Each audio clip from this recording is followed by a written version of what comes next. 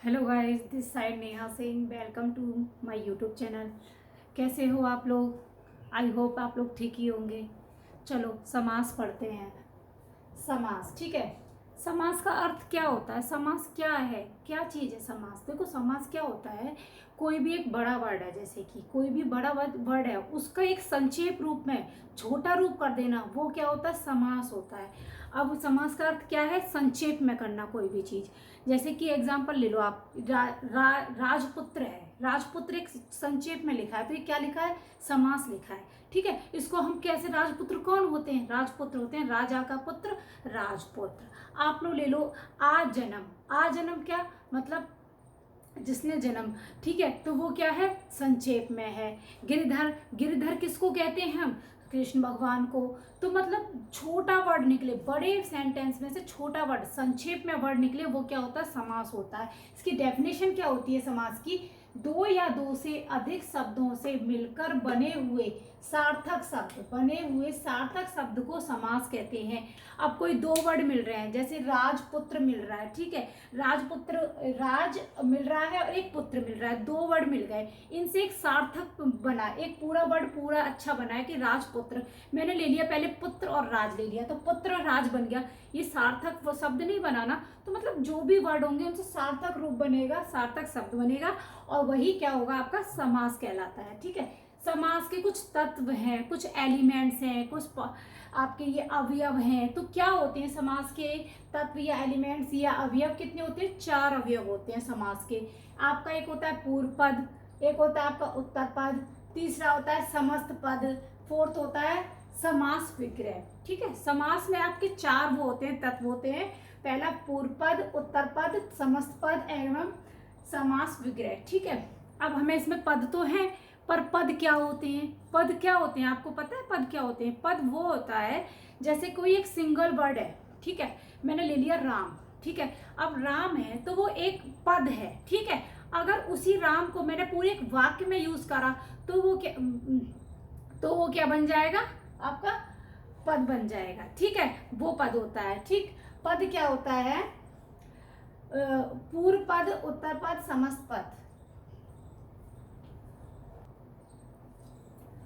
पद, पद क्या होता है? जब कोई शब्द अकेला लिखा होता है तो शब्द होता है। ठीक है, जब कोई शब्द अकेला लिखा होता है तो शब्द होता है। वाक्य में जब उसे लिखा जाता है तो वह पद हो जाता है। ठीक है, जैसे है खाना है, लिखना है। मैंने लिख लिया, खाना ले लिया, है ना। पढ़ना ले लिया, है ना। बोलना ले लिया, ठीक है। मैंने राम ले लिया। तो ये क्या है? शब्द है, अलग अलग शब्द है। अब मैंने लिख दिया राम खाना खा रहा है। ठीक है, तो यहाँ पे खाना अब क्या हो गया? पद हो गया। अब यहाँ पे खाना क्या हो गया? पद हो गया। राम क्या हो गया? यहाँ पे पद हो गया। सिंगल लिखेंगे तो वो क्या होता है? आपका पद होता है। जब वाक्य में यूज करते हैं तो वो क्या हो जाता है? आपका पद हो जाता है। जब सिंगल यूज करते हैं, सॉरी, जब वो पद सॉरी जब सिंगल यूज करते हैं तो वो शब्द होता है, और जब वाक्य में यूज करते हैं तो वो पद बन जाता है। ठीक है, ये तो आपका ये हो गया। अब पूर्व पद, उत्तर पद, समस्त पद और समास विग्रह क्या होते हैं भाई? हमें बताओ तो सही। ठीक है, देखो, आपने ये लिख लिया राजा का पुत्र। ठीक, समास हमने लिया राजा का पुत्र। अब ये खुल के लिखा है राजा का पुत्र, तो ये क्या है? समास विग्रह, मतलब खुल गया। ये पूरा क्या हो गया? समास विग्रह हो गया। अब इस राजा के पुत्र को हम शॉर्ट में, संक्षेप में क्या लिख सकते हैं? राजपुत्र लिख सकते हैं। राजा पुत्र को हम क्या बोलते हैं शॉर्ट में? और शॉर्ट करना ही क्या होता है? समास होता है। तो राजा का पुत्र का समास क्या हो गया? राजपुत्र, संक्षेप में हो गया।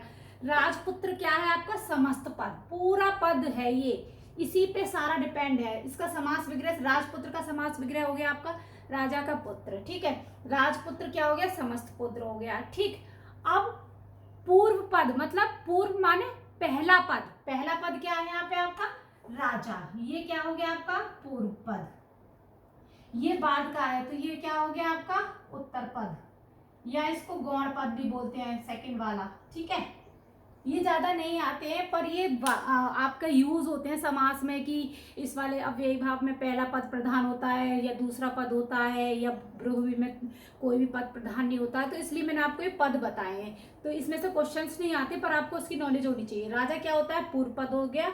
आपका पुत्र क्या हो गया, बाद का मतलब उत्तर पद हो गया, और ये पूरा खुल के हो गया तो वो समास विग्रह हो गया, और आपका इसका संक्षेप में हो गया तो वो समस्त पद हो गया। ये आपके एग्जाम्पल है। समास ये हो गया। समास और क्या हो गया, जैसे कि गिरधर, गिरधर किसको कहते हैं, गिरधर कहते हैं कृष्ण भगवान को, तो उसका गिरधर मतलब शॉर्ट फॉर्म आ गई। अब हम पढ़ते हैं समास के भेद। समास के भेद, ठीक है, समास के भेद किसके आधार पे बताएं, समास के जो पार्ट्स हैं, भेद हैं, वो किसके आधार पे बताएं। देखो, प्रधानता के आधार पर तो समास कितने होते हैं, 4 प्रकार के। क्वेश्चन में आए आपका DSSB वगैरह में ऐसे क्वेश्चन ज्यादा आते हैं, ठीक है, और आपका ये क्वेश्चन आ जाए KVS में भी आ जाता है। और देखो, ये हिंदी की क्लास है, सबके लिए इम्पोर्टेंट है, HSSC के लिए इम्पोर्टेंट है, आपका STET के लिए वेरी इंपॉर्टेंट है, आपके KVS के लिए इम्पोर्टेंट है, और आपका UP टेट के लिए इम्पोर्टेंट है। जहाँ भी इंग्लिश आ रही है कॉम्पिटिटिव एग्जाम में, तो वहाँ के लिए सारी क्लासेस, ये हिंदी की क्लासेस सभी इम्पोर्टेंट हैं जो मैंने दे रखी हैं। ओके, तो समास प्रधानता के आधार पर कितने होते हैं, 4 प्रकार के। क्वेश्चन में आए मुख्य भेद कितने होते हैं, तो भी 4 प्रकार के होते हैं। और वैसे सिंपल आए समास के भेद कितने होते हैं, 6 होते हैं, जो कि हम पढ़ेंगे और पढ़ते हैं। समास के भेद कितने होते हैं, 6 होते हैं। अब हम पढ़ते हैं प्रधानता के आधार पर, उसी में 6 बन जाएंगे, आप देखना। प्रधानता के आधार पर पहला होता है पूर्व पद प्रधान, 4 होते हैं। पहला पूर्व पद प्रधान, दूसरा है द्वितीय पद या फिर उत्तर पद, उत्तर पद मतलब लास्ट वाला वो द्वितीय ही हो गया, तो द्वितीय पद प्रधान। तीसरा है दोनों पद प्रधान, ठीक है, उसमें ना फर्स्ट भी और सेकंड, दोनों पद प्रधान। फोर्थ है अपना दोनों पद अप्रधान, अप्रधान मीन्स मतलब कोई भी पद वहां पे प्रधान नहीं है। एग्जाम्पल ले लिया मैंने, जैसे कि प्रतिदिन, तो यहाँ पे प्रति क्या है आपका, पूर्व पद प्रधान है यहाँ पे, ठीक, पूर्व पद प्रधान। माता पिता, माता भी इंपॉर्टेंट है और पिता भी इंपॉर्टेंट है, माँ के बिना पिता नहीं, पिता के बिना माँ नहीं, ठीक है, तो ये क्या है आपका दोनों पद प्रधान, दोनों पद प्रधान, ठीक है। अब यहाँ पे है पीताम्बर, पीताम्बर जिसका अंबर पीला हो, ठीक है, वो कौन है, कृष्ण, ठीक, तो इसमें अलग अर्थ निकला, ठीक है, इसमें कोई भी प्रधान नहीं है, दोनों पद अप्रधान है, इसमें दोनों पद अप्रधान, ठीक है, ठीक है। पूर्व पद प्रधान में क्या होते हैं, कौन कौन से समास आते हैं, पूर्व पद में आपका अव्ययी भाव आता है, अव्ययी भाव समास। पूर्व अव्ययी भाव में क्या होता है, पूर्व पद प्रधान होता है। द्वितीय पद प्रधान में कौन सा समास आता है आपका, तत्पुरुष समास आता है, ठीक है, इसमें तत्पुरुष समास आता है, जो कि इसमें द्वितीय पद आपका प्रधान होता है। अब तत्पुरुष समास में तत्पुरुष समास भी आ गया, और आपका आ गया द्विगु समास और कर्मधारय समास। इनमें क्या होता है, दोनों में द्वितीय पद प्रधान होते हैं। अब दोनों पद प्रधान में कौन आता है आपका, द्वंद्व समास। इसमें क्या होता है, दोनों पद प्रधान होते हैं, जैसे कि द्वंद्व समास क्या हो गया आपका, माता पिता, सुख दुख, सुख दुख मतलब सुख भी है और दुख भी है, ये भी प्रधान है और ये भी प्रधान है, ठीक। दोनों पद अप्रधान, इसमें क्या होता है, दोनों पद अप्रधान होते हैं, वो कौन होता है, बहुव्रीहि समास होता है, जिसमें दोनों पद अप्रधान होते हैं, जैसे कि मैंने बताया था आपको पीताम्बर, ठीक है, जन्म, ठीक है, मृत्युजन, ये सब ये होते हैं आपके। तो मुख्य रूप से आपके कितने हो गए, मुख्य रूप से 4 हो गए, और कुल समास हो गए आपके 6। कुल समास कितने हो गए, 6, जो कि ये first, second, third, fourth, fifth, sixth, तो समास कितने हो गए आपके 6, जो कि अब हम पढ़ते हैं। अव्ययी भाव समास, फर्स्ट हम पढ़ते हैं अव्ययी भाव समास। क्या होता है अव्ययी भाव समास, इसमें आपको मैं पहचान बताती हूँ। अव्ययी भाव की 4 पहचान है।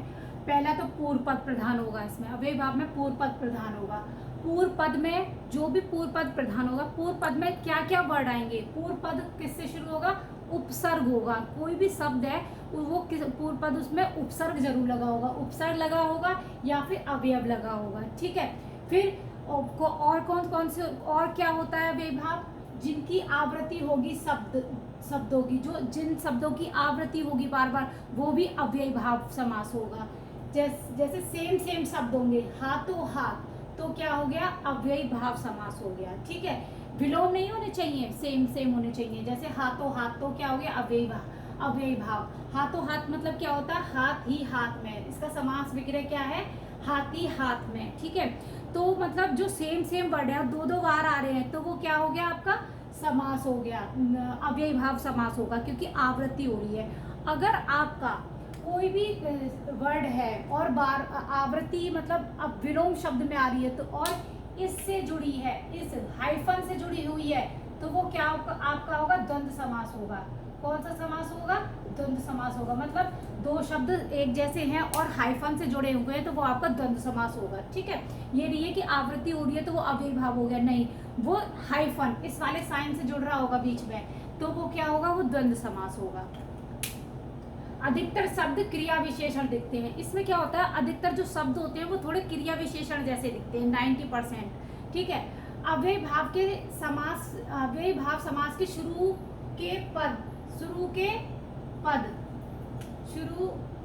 अव्ययी भाव समास के शुरू के शब्द इनसे शुरू होते हैं। जो अव्ययी भाव हैं, जो अव्ययी भाव समास होगा, जो उनके शब्द होंगे शुरू से अधिकतर क्या होगा, उनके आगे भर होगा, प्रति होगा, यथा होगा, वे होगा, आ होगा, निर होगा, आपका अप होगा, अधि होगा, अनु होगा, यावत होगा, हर होगा आदि। अब जैसे कि मैंने एग्जांपल ले लिया आपका आ जन्म, तो आ जन्म में आपका आ क्या है, उपसर्ग भी है और अवयव है, ये इसमें क्या है, अवयव।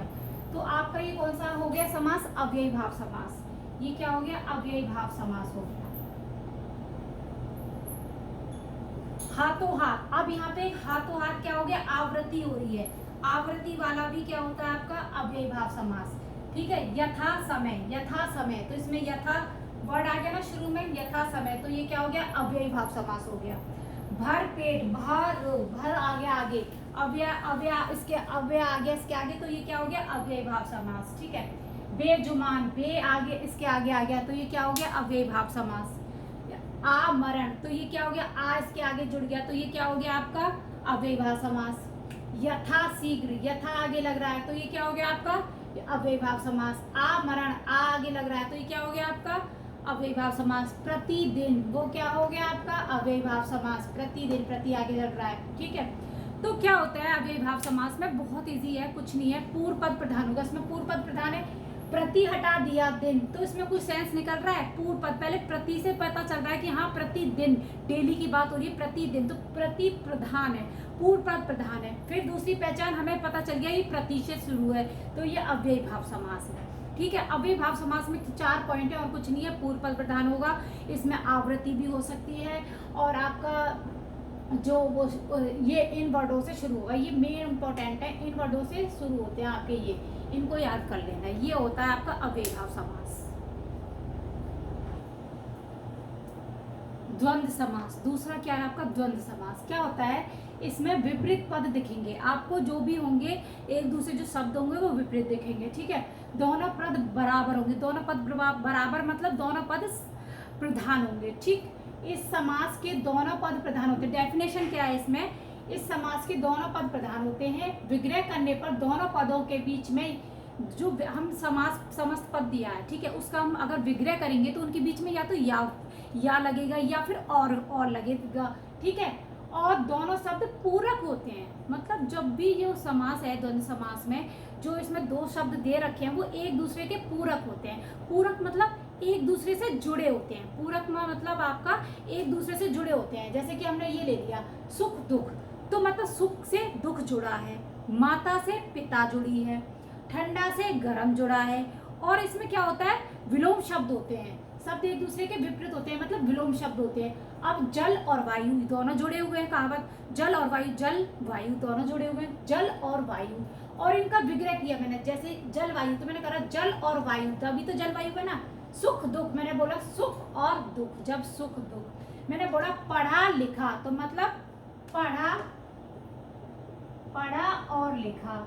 ठीक है, लिखा आपका 25 कैसे बनता है, 20 और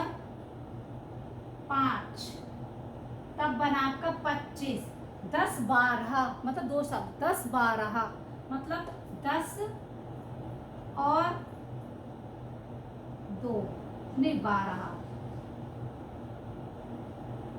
अब आप इनको अंक से ना लेके, अंक से लेके ये मत सोचना ये द्विगु समास है, ठीक है, क्योंकि द्विगु समास में हाँ अंक मतलब गणनीय वो होते हैं, पर इसमें ये 25 ज्वाइंट होके बन रहा है, 25 सिंगल नहीं है। 5 होता तो वो द्विगु समास होता, ये 25 है तो ये 25 कैसे बनता है, 20 और 5 जोड़ के 25 बना। वो वहाँ पे जो द्विगु समास होता है वहाँ पर 10 तक की काउंटिंग होती है, उससे ऊपर की काउंटिंग में द्वंद्व समास आ जाता है। अब 25 है तो 20 और 5 बन के बना, तो ये क्या होगा आपका द्वंद्व समास। मैंने बोल दिया पंच तत्व, पंच तत्व, तो क्या हो गया ये आपका द्विगु समास, तो आपका हो गया द्विगु समास, ठीक है।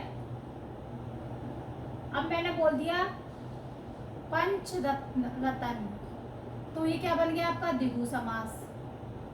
तो गणनीय मतलब वहां पे 10 तक गणनीय होता है तब वो द्विगु समास बनता है। यहाँ पे 25 है तो 25 कैसे बना, 5 20 और 5 को जोड़ के बना ना, तो और आ गया बीच में, तो वो क्या होगा द्वंद्व समास। ये वाली आपको कोई नहीं बात बताएगा, इस वाले को ये बहुत इंपॉर्टेंट है, मोस्टली ये क्वेश्चनों में ऐसे वाले आते हैं और बच्चे इसको द्विगु समास करके करे आते हैं। 10 12, 10 और 12 जब बना, 10 12 लिखा है आपका, यहाँ पे डैश बन गया, डैश नहीं लगाया तो आपको 10 और 12, तो ये क्या है आपका द्वंद्व समास, ठीक है। 10 को जोड़ के आप 10 का स्टार्टिंग में क्या होंगे, बड़े खुश हो जाएंगे बच्चे, अरे 10 लिखा है फिर टिक लगा देंगे द्विगु समास, नहीं 10 12 दो शब्द आ रहे हैं तो वो क्या दोनों पद प्रधान है यहाँ पे, तो आपका क्या होगा द्वंद्व समास, ये आपका द्वंद्व समास है, ठीक है। द्वंद्व समास, द्वंद्व समास के भी भेद दे रखे हैं। पीजीटी जो है हिंदी है, पीजीटी एग्जाम तक हिंदी में ये भी पूछ लिया जाता है, द्वंद्व समास के पार्ट्स भी पूछ लिए जाते हैं अब। तो इसके 3 भेद हैं, वैकल्पिक द्वंद्व समास, इतरेत्तर द्वंद्व समास, समाहार द्वंद्व समास, 3 समास है, ठीक है।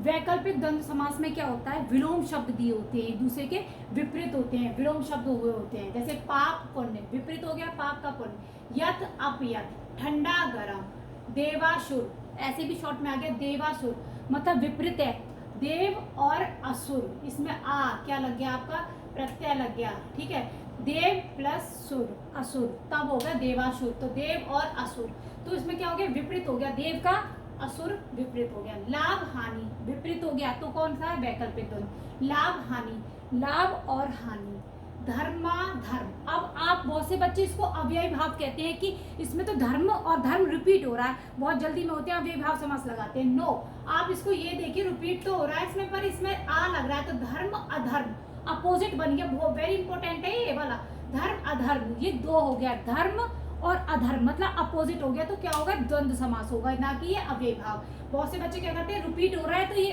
अव्ययी भाव करेंगे, नो, रिपीट हो रहा है, पर ये देखिए धर्म और अधर्म 2 बन रहे हैं, धर्म और अधर्म, हरिहर, हरिहर रिपीट हो रहा है, ठीक है, आप हरिहर यहीं तक है, हाँ धर्माधर्म, ठीक, ये वाला यहाँ तक, ओके। इतरेत्तर द्वंद्व समास, इतरेत्तर द्वंद्व में क्या होता है, इसमें दोनों शब्द एक दूसरे के पूरक होते हैं, मतलब एक दूसरे से जुड़े होते हैं, एक शब्द होगा वो अकेला नहीं होगा, उसके साथ वाला भी होगा, जैसे माता के साथ पिता हमेशा शब्द लगता है ना, और शिव के साथ हमेशा पार्वती लगता है, पति पत्नी होता है, दाल रोटी होता है, ठीक है, सीता राम होता है, और राम लक्ष्मण होता है, तो एक दूसरे के पूरक हैं, सदियों से चलते आ रहे हैं शब्द, एक दूसरे के पूरक हैं, एक दूसरे से जुड़े हैं, शिव के साथ पार्वती जुड़ी है, माता पिता जुड़े हैं, पति के साथ पत्नी जुड़ी है, तो जितने भी शब्द एक दूसरे से पूरक होते हैं, एक दूसरे से जुड़े होते हैं, वो क्या होते हैं इतरेत्तर द्वंद्व समास। अब आपका आ गया थर्ड, समाहार द्वंद्व समास। समाहार द्वंद्व समास में क्या होता है, अर्थ संपूर्ण पूरा होता है, कोई भी अर्थ होता है वो पूरा होता है, जैसे रुपया पैसा, रुपया के साथ पैसा पूर्ण हो गया, भूल चूक, थोड़ा बहुत, हाथ पांव, इसमें ये भी आ जाते हैं अंक वाले, 25 36, घर द्वार, घास फूस, मतलब घास के साथ क्या जुड़ा है फूस, तो ये क्या है आपका समाहार द्वंद्व समास। छोटे वाले एग्जाम में नहीं आते, पर थोड़ा सा पीजीटी लेवल में आने लगे हैं ये आपके, अब बस उसमें यही पूछा था कि कौन कौन से होते हैं, मैंने डीपली भी बता दिया, ये द्वंद्व समास हो गया आपका। द्विगु समास, द्विगु समास में क्या होता है आपका,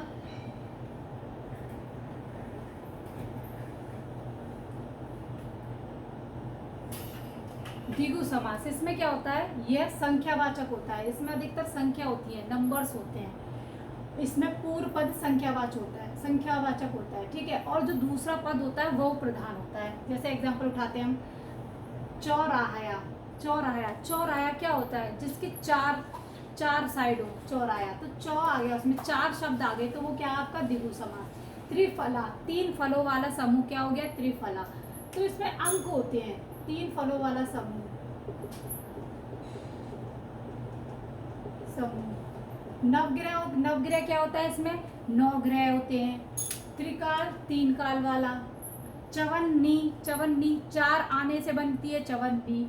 तो मतलब इसमें क्या होता है, आपके शुरू के शब्द क्या होते हैं, संख्यावाची होते हैं, संख्या होती है। आपका जैसे दे दिया तिरंगा, तिरंगा दे दिया, तो मतलब इसमें 3 रंगों वाला तिरंगा होता है, ठीक। सप्ताह, सप्ताह कैसे बनता है, 7 दिनों से सप्ताह बन गया। दोपहर, दोपहरों का समय, दोपहर, मतलब इसमें द्विगु समास वेरी इजी। इसमें क्या होता है, आपका संख्या दी होती है और दूसरा पद प्रधान होता है। अब कुछ अपवाद भी है। पंचवटी को, जैसे पंचवटी जहाँ पे पांच पांडवों की पंचवटी, पर पंचवटी को हम द्विगु समास भी मानते हैं, बहुव्रीहि समास भी मानते हैं। तो एक अपवाद की तरह मान लो, ये एनसीईआरटी तो इसको क्या मानता है, बहुव्रीहि मानता है। एनसीईआरटी क्या मानता है, बहुव्रीहि समास मानता है, ठीक है। और वैसे ये पंचवटी आपके द्विगु समास है। आप ऑप्शन पे जाइएगा, अगर ऑप्शन में बहुव्रीहि समास है तो आप उसको प्रायोरिटी देंगे कि बहुव्रीहि समास है, ठीक है। अगर द्विगु समास है तो द्विगु समास पे आप टिक करेंगे। अब मैं आपको कुछ ये बताती हूँ, कुछ ये दे रखे हैं समास, वो अधिकतर दिखने में तो द्विगु समास लगते हैं, पर है क्या वो बहुव्रीहि समास। ये कुछ मैंने इंपॉर्टेंट बता रखे हैं आपको।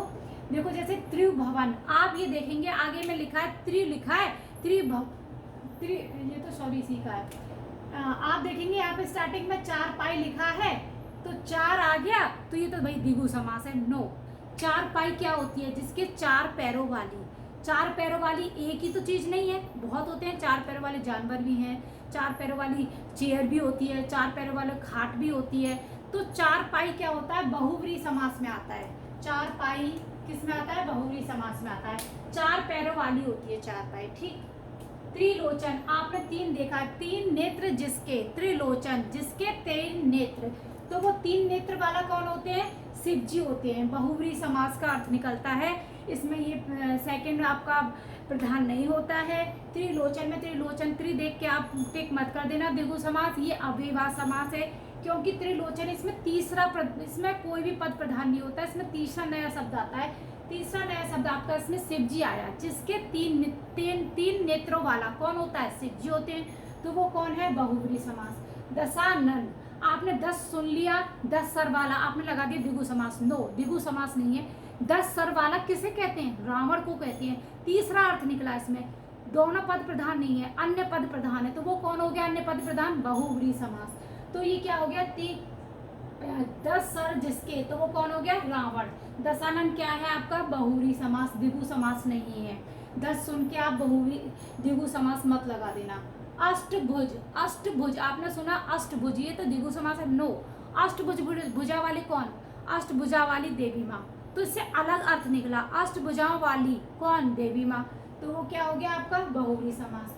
पंचानन, 5 नन, पंचानन कौन होते हैं, हनुमान, पंचानन, ठीक है। तो ये 5 हुए। तो ये आपके कुछ शब्द हैं, ये किस में आते हैं, ओनली बहुव्रीहि समास में आते हैं, ना कि द्विगु समास में, क्योंकि इनसे तीसरा अर्थ निकलता है। हाँ मैं मानती हूँ शुरू में ये अंक संख्यावाची दे रखा है, पर ये द्विगु समास नहीं होता, क्योंकि इसमें तीसरा अर्थ निकलता है। तीसरा अर्थ निकलने वाला कौन होता है आपका, बहुव्रीहि समास, जो कि अब हम पढ़ते हैं। बहुव्रीहि समास, बहुव्रीहि समास में क्या होता है, कोई भी पद प्रधान नहीं होता है, ठीक है। कोई भी, इसमें समस्त पद में कोई पद प्रधान नहीं होता, कोई अन्य पद प्रधान होता है तो वो तीसरा पद प्रधान होता है। इसमें ना ही पहला पद और ना ही दूसरा पद प्रधान होता है। एग्जाम्पल लेते हैं, गिरिधर, गिरिधर कौन होता है, आपको भी पता है गिरिधर कौन होता है, गिर को धारण करने वाला जिस, कौन है, कृष्ण भगवान। इसमें अलग अर्थ निकला, कृष्ण। लंबोदर, किसे कहते हैं, लंबोदर, जिसका लंबा है उदर, कौन है वो, गणेश भगवान। तीसरा अलग अर्थ निकला, लंबोदर में कुछ मतलब तो नहीं निकला, तो तीसरा अर्थ निकला गणेश। निशाचर, निशा में विचरण करने वाला कौन होता है? निशाचर राक्षस होता है। तीसरा अर्थ ये निकल गया। मृत्युजन, मृत्युंजय, मृत्यु को जीतने वाला कौन? शंकर भगवान। तो इसमें ना तो ये प्रधान है ना ये प्रधान। चतुरानन, चार है आनंद जिसके, कौन है वो? ब्रह्मा जी। रतिपति, रति का पति कौन है? कामदेव। रतिपति कौन है? कामदेव। पीतांबर, पीला है अंबर जिसका, कौन है? कृष्ण। धनंजय, धन का जय करता है जो, कौन है? अर्जुन। तो ये सारे जो तीनों वर्ड निकले हैं वो तीसरा पद अन्य पद है। ये क्या है आपका? ये अन्य पद है, जो कि यही प्रधान है। इन्हीं से पता चल रहा है कि हाँ ये मतलब इसका है। ठीक है, तो ये क्या होता है आपका? बहुव्रीहि समास। ये मेरा आपका अब मैं इतना ही बनाती हूँ, ये फर्स्ट पार्ट है। अब आगे के समास हम सेकंड पार्ट में पढ़ते हैं। सेकंड पार्ट में पढ़ना। आपको ये डाउट क्लियर हो गया होगा आई होप फुली। तो आप में इसमें कोई प्रधान नहीं है। इसमें अधिकतर ये भी पहचान है, अधिकतर इसमें भगवान के नाम होते हैं। ठीक है, और तीसरा अर्थ निकलता है इसमें। इससे कोई मतलब नहीं होता, मतलब एक तरह से कोई अर्थ दे रखा है ना, उसका अलग तीसरा अर्थ निकलेगा। और इसमें क्या होगा आपका, मैंने बताया अंक से भी शुरू हो सकता है, पर अंक जैसे चार पाई है, त्रिलोचन है, ये करके वो मैंने पहली एग्जांपल दे दी है। कुछ आपको मैंने ये दे दी है। ठीक है, इसमें तीसरा निकलेगा। अधिकतर इसमें भगवानों के नाम होते हैं। ठीक है, सेकंड पार्ट हम दूसरी वीडियो में पढ़ते हैं। मैं यहीं स्टॉप करती हूँ। Thank you.